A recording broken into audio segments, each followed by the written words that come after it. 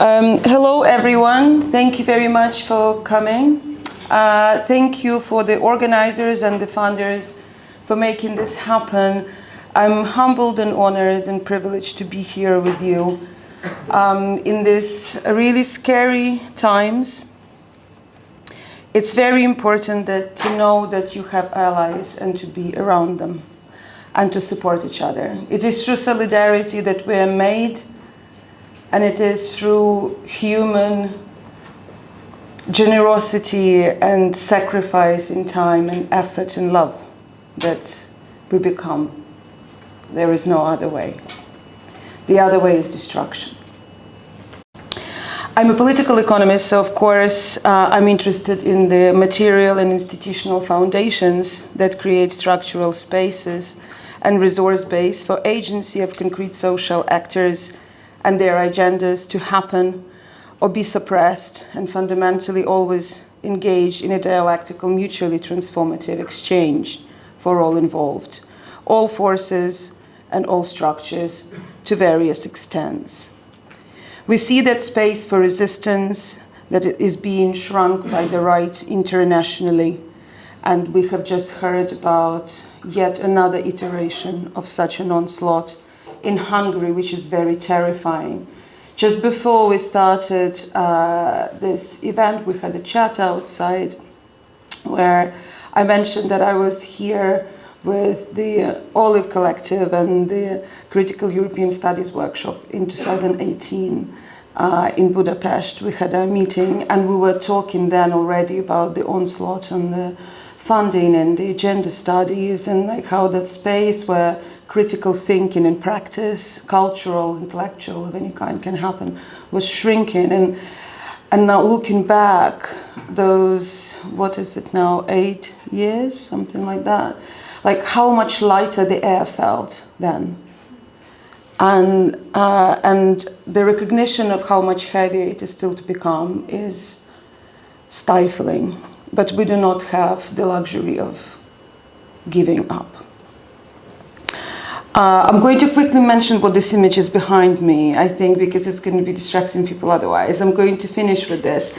This is the image from the this year's Architecture Biennale that just opened in Venice. I was just there a few days ago, and this is from the Ukrainian pavilion, the installation that is called Drei, which means roof in Ukrainian. And they launched there the Atlas of Vernacular hardcore architecture that they've been putting together. 3 generations of women architects they were putting together for 20 years of the architecture of roofs through centuries in Ukraine, like what they were made of, how they were built, how they were restored. And there was an exhibition of roof repair, vernacular, last-minute ad hoc repair after Russian attacks in the war. So through history, how did people withstand attacks and onslaught and of seasons, nature, birds, sometimes on their roofs, and now drones, what kind of materials you use to protect yourself. What technologies you use to protect yourself in your home from that is trying to destroy it. And I encourage you all to take a look at that exhibition. It's really beautiful. And there is just so much love in it, of generations and generations. But I'm going to come back to the structures in which we function these days. In Hungary, in Ukraine, elsewhere. Now that Ukraine is in the 4th year of full-scale invasion by Russia and there is no palpable end in sight, I'm terrified to think about this war that was just a scary phantom in 2013, by specifically how normalized it became, and that I struggle to remember what the before was like. A war of this scale was unthought of in Europe in the 21st century, mainly because too many have forgotten that the most resilient empire in modern history has not fallen with the fading of European empires, but has grown stronger, and that is the empire of transnationalizing capital. Casting a look at Ukraine's post-Soviet history, its political economy backwards, it seems to me that one of the strangest myths of 1989 was that you can have freedoms through the market and that social security is not fundamental for that freedom to be. Wholesale abandonment of all that was associated with USSR, the Soviet bloc as the past to leave behind, was fully embraced at high speed, and was embracing that, was being seen as something that needs to be sort of replaced with wholesale market, as if market failures do not exist, and as if those irremovable connections between inequality, poverty, and rise of fascism with unbridled markets don't exist either, like it didn't happen before in history. Like how quickly we forget the mistakes of the past is really something to behold. Destruction by expansion of transnationalizing capitalist imperialism is an expected result, and Ukraine is merely one of the many unevenly compliant victims. Ukraine's tumultuous post-independence history is a result of socially destabilizing, economically expropriatory, and rigged reforms instrumentally adapted by the local elites, from ill-conceived transition models that were heavily prescribed to the country by IMF, World Bank, and European Bank for Reconstruction and Development, the harbingers of by now authoritarian neoliberalism. Arguably, that authoritarian inter and transnational domains can now, that authoritarianism can now be classed as militarized, but that of course needs to be developed further and can be debated, and I'm happy to discuss that. The modus operandi and survival of the latter are also based on the myth of the necessity of an ever-expanding market run by private capital as a solution to all social, economic, and political problems, and thus the myth of the need to transition to the market is its direct extension. But instead, what we see in Ukraine, and in my work, in my book, I've identified 4 specific myths on which this transition to market, with all of its ugly expressions and emergence of the regime, or what I term in my work neoliberal kleptocracy, where you have the Western and the local merge into these ugly forms. It was underpinned by 4 foundational myths, which is the myth of transition, that is, we need to transition to market, there is no alternative, this is what needs to happen. Then the myth of democracy, which fundamentally meant that as long as you have a number of different parties and elections, that means democracy happened. Well, it's not as simple as that. You can have 40 parties, if they all push for one and the same agenda, who cares? Elections themselves, presence of elections does not mean democratic rule. Democratic rule is something more fundamentally, qualitatively bigger. Then there was a myth of 2 Ukraines, as if there are these 2 separate parts that some are more pro-Western, some are more pro-Eastern, and that is fundamentally some historically important, of course, but not fundamentally divisive differences between different regions that have been exploited and manufactured in their divisive expression by political parties who used American textbooks, US American textbooks, on how you win electorate by focusing only on some parts and not the other. And so these differences became divisions. Differences are absolutely natural everywhere. Divisions are those inflamed differences, and differences being framed as fundamentally incompatible in the same polity. And then, of course, since the 2013-14, the revolution of dignity, or the beginning of the period of what I call the bloody winter in Ukraine's history, we have this myth of the other. There are those who belong and who don't belong in this kind of new polity of Ukraine. And that is also something that is very largely politically manufactured, again, by predatory political forces. And there are those who belong in the future Ukraine and those who don't. There is the enemy within. of sorts. The new foundational myth, though, since the large-scale invasion is in the making of Ukraine, but it is still on very shaky grounds. Yet hopeful those foundations are, I think. It is more homogenizing as a nation-making myth than the other ones, and it is the one that unifies Ukrainians against a common enemy in their fight for a better future, a chance to build it on their own terms in a free country. The fight for it is in the battlefield, and it is in the shape of the post-war reconstruction, the rules on which society, economy, and life will function. It must reflect and materialize a vision of socioeconomic justice for a democratic civic nation to be. Socioeconomic justice is a fundamental precondition of democratic functioning of any kind. That was also a big lesson from the First World War and from the Second World War, and yet we have to go through that all over again. And again, and the right always, the political right always gets stronger when the socioeconomic divisions are at their strongest. These various myths according to which we function, they of course are all social constructs, and they're created by people and exist for specific purpose. The underlying purpose of those that were shaping Ukraine's transformation since 1991 was securing the expansion of the empire, transnationalizing capital.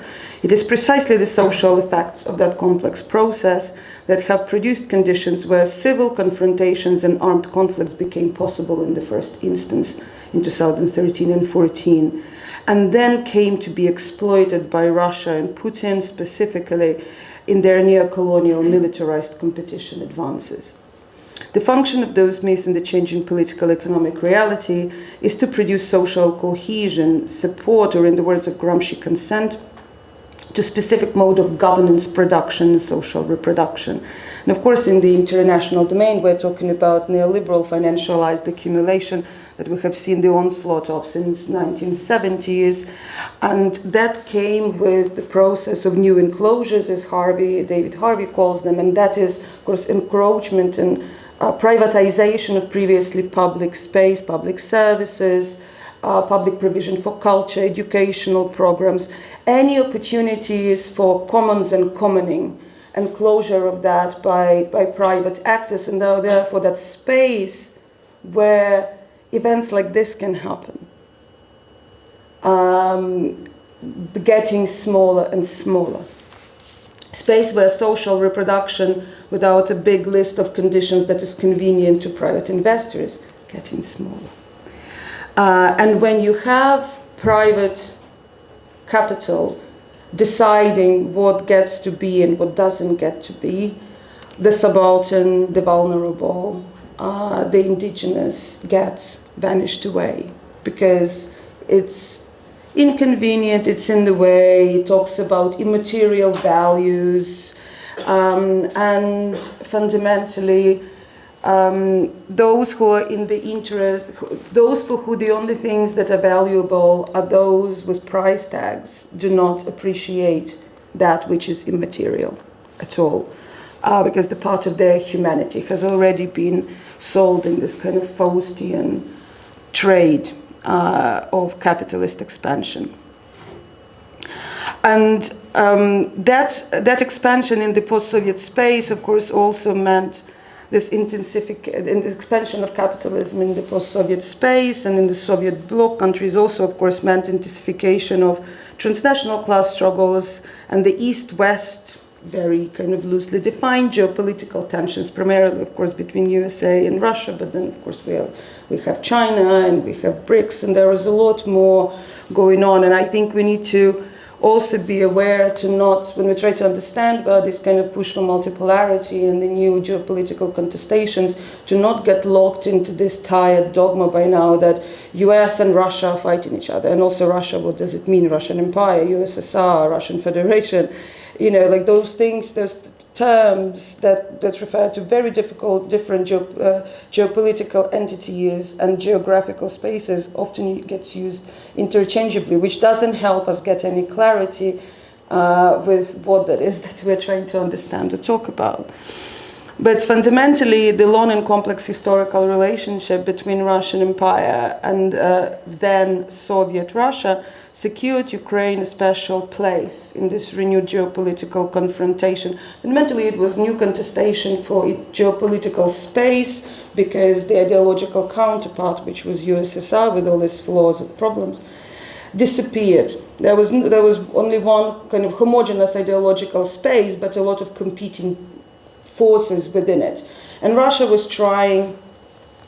Federation was trying to started to try to beat United States at their own game, which is capitalist imperialism. And of course, their resources are completely incomparable, and that sense of inferiority now spills into all of these ugly expressions, such as neo-colonial invasions, because one thing that, amongst other, that Putin failed to do in Russia is build a functioning capitalist state.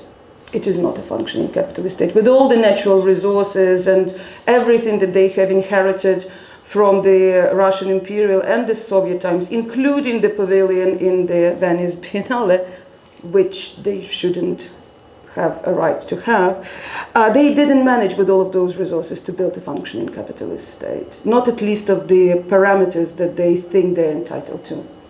And so they start combining kind of contemporary form of capitalist imperialism with 19th century neo-colonial grabs. But coming back to Ukraine, more than 3 years since the full-scale invasion began, and looking ahead, the challenges are overwhelming and the future is uncertain. I want to very quickly check, what do we have, about 15? Five-ish. Five-ish, okay, that's less than I think. 10. Let's say 10. Okay, no, thank you. I wanted to check so I make sure that the whole narrative is concluded. So the challenges before Ukraine are overwhelming. There is no end in sight, and the ongoing war, of course, strains state and municipal budgets and dislocation of the labor force and infrastructure destruction, including water and energy, catastrophic ecological contamination and landmines make economic and everyday survival a challenge. I will spare you the statistics of exactly the numbers of damage, not least because they are changing by the second. And also we do not know the full scale of them until the war is over. Most of the damage is in the areas where the fighting is happening right now, and so we do not have any assessment. And again, also how do you assess, how do you quantify the destruction of the ecological zone near Kakhovka reservoir with the dam that got blown up? There is no price tag on that. The invaluable ecosystem has been lost. But fundamentally, there is a lot of planning happening around how Ukraine will be rebuilt, and I've been engaged in studying that and campaigning around alternative ways to rebuild Ukraine's economy. That does not mean making it a predation ground for foreign companies since the full-scale war started. And there are these annual conferences called Ukraine Recovery Conferences, where a lot of different partners meet and investors come together to see what they can predate on. And there are all of these beautiful plans that, like, on paper, it looks like if it were to become true, that some sort of, sustainability paradise will be built on top of Ukraine. And of course, it is as unrealistic as it is phantasmagorical, and I know it will never happen because I understand that through private investor participation, it is not possible for it to be. But also, if you look into the hard numbers, the thing is that all of those big recovery projects and industrial projects and green energy and green steel, which is an oxymoron, of course, all of those projects, they require a lot of resources, physical resources, financial resources, and human resources.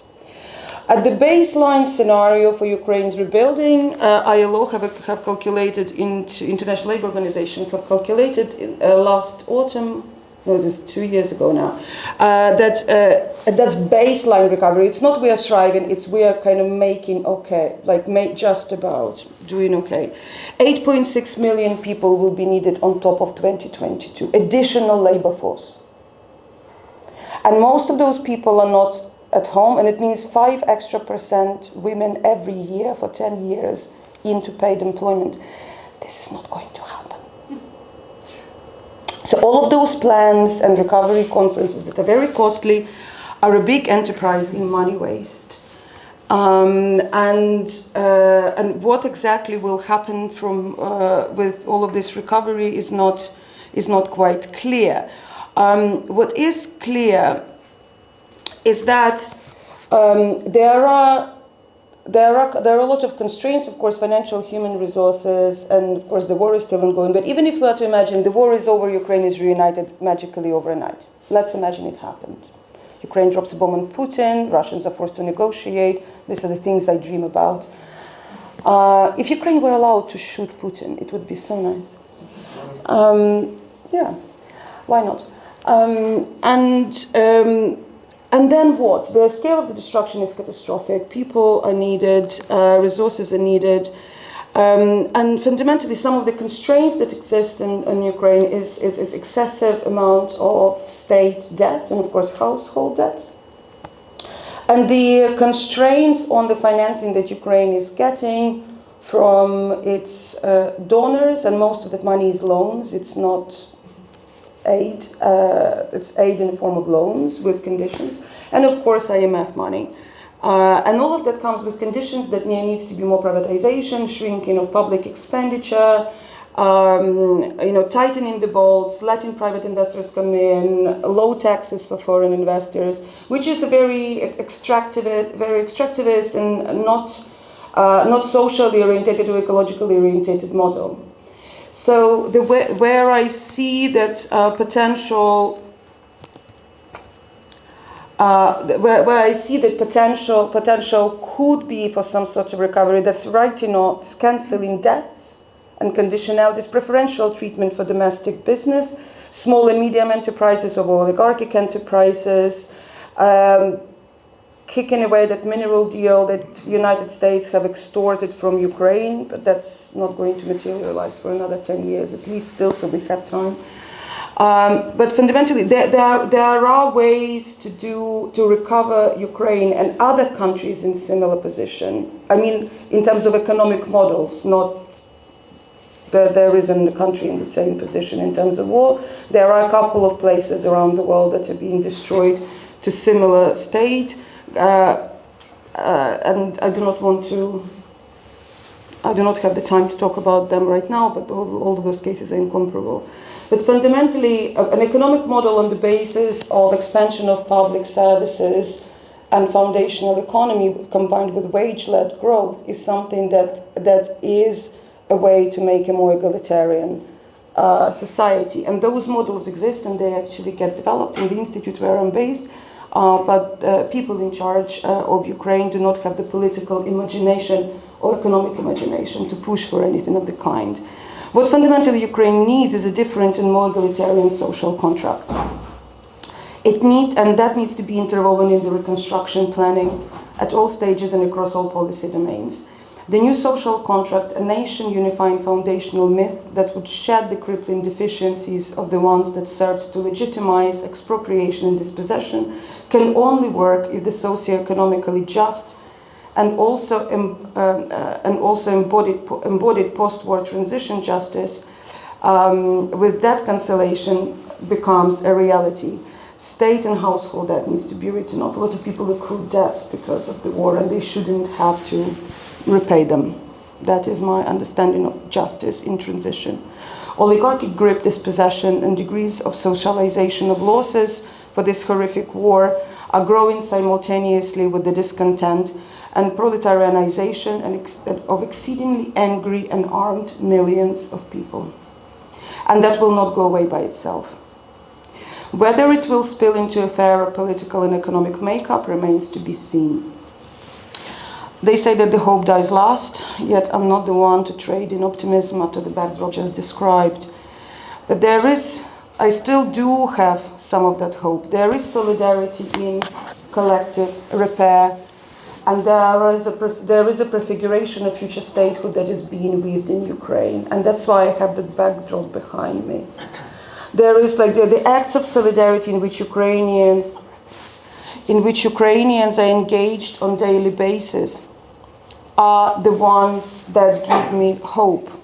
Prefiguration of future Ukraine is in the material, concrete actions, projects, and choices made by millions of people every day who give their resources for the common cause with no expectation of personal gain beyond defending and securing their collective home, supporting the roof over their head, metaphorical and physical.